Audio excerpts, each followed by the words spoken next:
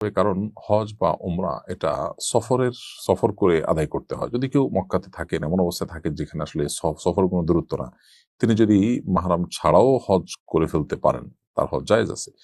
তারপরেও মাহরাম সাথে থাকা অবশ্যই উত্তম, তার নিরাপত্তা এবং সার্বিক তার প্রাইভেসি মেনটেন করার জন্য। আর সফর করে যেহেতু আমাদের বেশিরভাগ মানুষকে হজ করতে, উমরা করতে যেতে হয়, তো সফরের ক্ষেত্রে শরিয়ার কমন নির্দেশনা রয়েছে। নবী সাল্লাল্লাহু আলাইহি ওয়াসাল্লাম বলেছেন, লা তুসাফিরুল মারআতু ইল্লা মা'a জি মাহরামিন, কোন নারী মাহরাম ছাড়া সফর করতে পারবে না।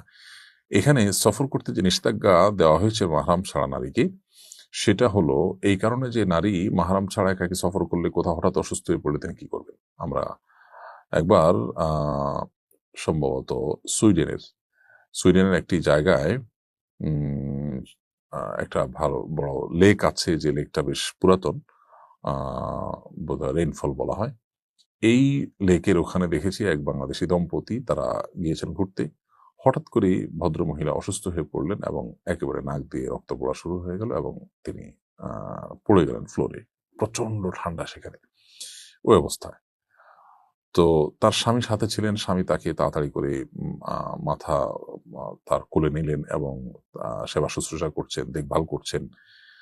এই যে কাজটা, যতক্ষণ পর্যন্ত অ্যাম্বুলেন্স না আসছে, চিকিৎসা কর্মীরা না আসছে, ততক্ষণ পর্যন্ত তাকে যে সেবাটা দেওয়া, এটা এই ভদ্র মহিলার সাথে তার যদি মাহরাম পুরুষটা না থাকতেন সেখানে, ওইটা এমন একটা জায়গা যে আমরা কয়েকজন পুরুষ লোক যারা সেখানে গেছি, একটু আমরা দেরিতে গেছিলাম, যার কারণে সন্ধ্যার পরে ছিল সময়টা এবং মানুষজন ছিল না। আমরা ছাড়া সেখানে আর কেউ ছিল না। এই ভদ্র মহিলা যদি একাকী থাকতেন কিংবা অন্য নারীর সাথে থাকতেন, তাহলে অনেক কাজই তার জন্য জটিল হতো। তো এইজন্য আসলে মাহরাম পুরুষ সাথে থাকার কথা বলে, এটা মানে নিরাপত্তার জন্য শুধুমাত্র। এজন্য হজ এবং উমরা মাহরাম পুরুষ সাথে নিয়ে তাকে করতে হবে। যদি মাহরাম পুরুষ যাওয়ার মতো না থাকে, তারপর হজ উমরা করা আবশ্যকই হবে না। আর যদি মাহরাম পুরুষ ছাড়া কেউ হজ উমরা করে ফেলেন, আদায় হয়ে যাবে, কিন্তু গুনাহগার